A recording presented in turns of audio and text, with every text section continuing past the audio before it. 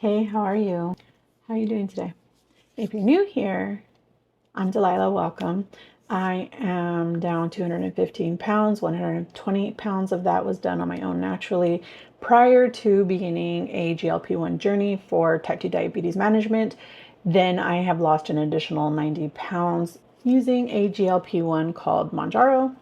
I am on a journey to lose an additional 140 to 150 pounds. If that sounds like something you're interested in, please feel free to join the family by hitting the subscribe button. Follow along and see if I can actually do it. We're doing this one real moment at a time. No filters, no perfection, just reality. So today's topic, it's one of those cliches that you think doesn't apply to me, right? But it's actually very true. You cannot outrun a bad diet. And believe me, I've tried. And I mean like really, really tried.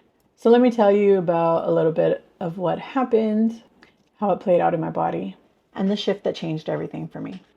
I used to think if I just worked out hard enough, I could cancel out the late night snacking, the emotional eating, the drive-through detours that I did not want to log. I'd hop on the treadmill or the bike and push through a workout, sweating, sore, tired. But deep down, I was hoping that it would erase everything that I ate. It felt like a trade. I messed up, but now I can fix it. And let me tell you, when the scale didn't move or when it went up, I felt defeated. Like, what's the point? I had lost 115 pounds. I was at my lowest adult weight of 235 pounds. David and I would go to the gym 4 to 7 times a week, just depending on the week, because he had a fluctuating work schedule where he would work sometimes 7 days in a row one week, and then the following week he would get 3 days off, and then the following week he'd get 4 days off. So it was like his days off changed all the time to accommodate for his work schedule. Our gym schedule had to be flexible too. We would go for at least 3 hours every single day. We would do 15 minutes warm up on the treadmill or on the bike. Then from there, we would do an hour. We would go to Planet Fitness. So they had a machine called an arc machine. So we would either go on the arc machine or we would do the elliptical for an hour. And then after that, we would do an hour and a half of resistance and strength training plus core training. And then after that, we would do an additional 15 minutes of the treadmill or the bike or the elliptical or the arc or whatever, just for a 15-minute cool down. So we would do 3 hours every single time we would go to the gym, 4 to 7 times a week. On top of that, I would also go swimming, and I would go for walks and or runs every single day, right? On top of the 3 hours in the gym. And I did a lot of swimming, a lot of swimming. I spent most of my day in the swimming pool while he was sleeping, because at that time when I had first moved here, I didn't have a job. I moved here, and then I had 6 straight months where I was looking for work, but I didn't want to just take anything. And I had the ability to be selective with the job that I decided to take. And it took 6 months until I actually found a position that I wanted to have. So in those 6 months, that's all I did. All I did was cook very, very strict low carbohydrate meals. They had no added sugar, no additional table salt. They were mostly just lean protein like chicken or whitefish, shrimp. And let me tell you, I do not like seafood that is not fresh caught. I grew up on the coast where we had the luxury of fresh caught fish, and here we're landlocked, so we don't have that. And I just don't like that, but I was eating it anyways because it was what was good for my body, right? I lost 115 pounds in 6 months doing this. But I also did not track my food. I had indulgent weekends. You know, a lot of people will diet Monday through Friday, and Saturday and Sunday is a free-for-all. Here's the thing. When you live that way, you can out eat an entire 5 days in a matter of 2. Your weekend could be what is completely sabotaging your entire progress that you worked for Monday through Friday. And that's what was happening to me. I was doing the most with movement, but the truth, I was avoiding the food part because food is emotional. It's comforting, it's culture, and it's complicated. Here's the thing. Movement is incredible for your body, especially when you're living with chronic conditions like I am. It's good for your heart. It's good for your joints. It's good for your mind. But it is not the magic cure for overeating. I learned the hard way that you just cannot burn off what you do not address. Do you know on an average of 60-minute continuous treadmill or bike exercise, you keep your heartbeat between 114 and 133 beats per minute, which is on average what most people's heart rates should be at to be in a fat burning state. Everybody's going to be a little bit different, but that's the average. If you worked out for an hour straight without stopping, without slowing down, without allowing your heart to fall below that, you burn on average between 300 and 600 calories. Let that sink in for a minute. But a fast food meal, that's easily between 1,200 and 1,500 calories in one single meal. And that's not even counting the snacks that follow when your blood sugar is crashing. The math just doesn't math. Why is that?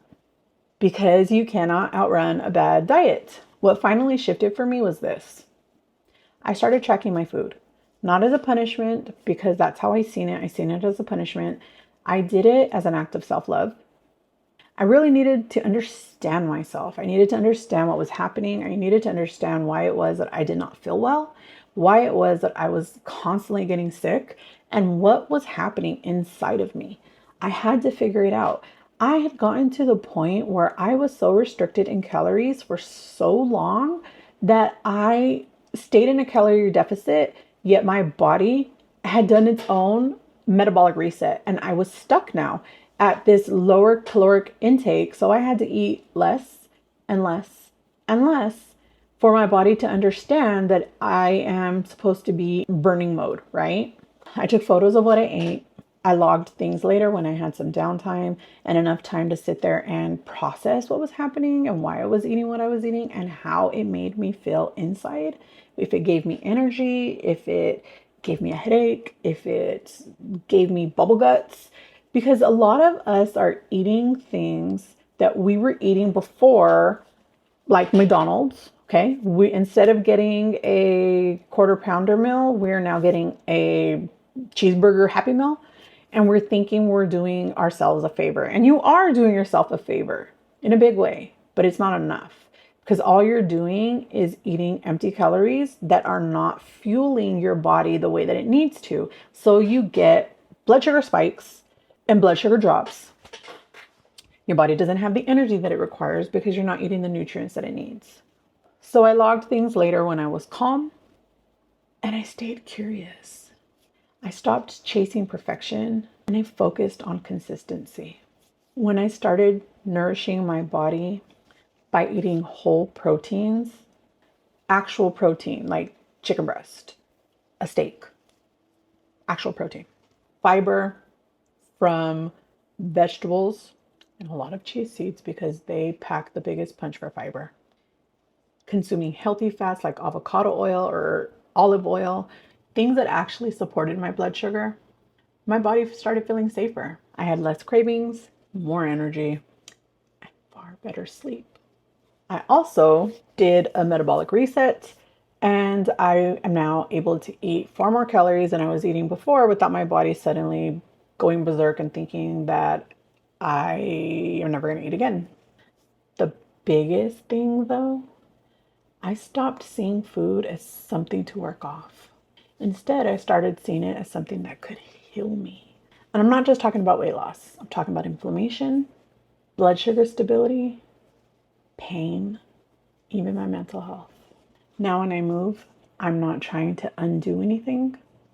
I'm not punishing myself. I move to remind myself that I can, that my body still works. Even though I have been incredibly mean to her, I have lived the majority of my life at 300 pounds, and that was incredibly unfair to her. But she can still move. She's still carrying me through every day. I do it to feel stronger, even when the scale is not budging. Movement for me now is about joy, stress relief, better joints, not weight loss, right? Movement is not about weight loss for me anymore. It is now how I show my body that I love her. And it's how I thank her for getting me through all these years, even when I treated her very poorly. And honestly, that made me love it even more because it's no longer tied to guilt. It's care and healing. You guys know that I have something going on with my spine right now. So it doesn't allow me to do a lot of exercising. It doesn't allow me to do a lot of strength training that I wish I could. But I do the best that I can with what I can. And every single day I get closer to being able to do those things again. So yes, amigas, you cannot outrun a bad diet, but you can walk yourself into healing, one gentle, honest, loving decision at a time. If you've ever tried to out-exercise your food choices, I see you. I understand. I've done it too. And there's absolutely nothing wrong with you. But the exercise isn't what's causing weight loss. Your food choices are. You're not lazy or broken. You're just human. And healing takes honesty, not hustle. Let's talk about it. Let's talk about it in the comments down below. What, if anything, has helped you shift that mindset? Or are you still there? Is that still your mindset that I can eat these things on the weekends and just work harder tomorrow, work harder later? What's something that you're learning to reframe your thoughts about food or movement? Be kind to your body. It's just trying to keep you alive. Bye. I'm gonna give you digital hugs. I hope you guys are having a great day. Go ahead and let me know all about how your week is going in the comments down below. You know that I love to hear all about it. I love to be there to support you, to encourage you, and to be there with you any way that I can, and especially through conversation. Go ahead and drop a little running guy in the emojis down below. It lets me know you've made it this far. If you think that I'm bat crap crazy, let me know. Like, we can talk about it. We can fit. If you think differently than what I have explained here today, please let me know. I would love to have a conversation about it. Maybe you'll open my mind up into something that I haven't yet researched, but we'll never know unless we talk about it. I hope you guys are having a great day, and I'll see you soon. Bye.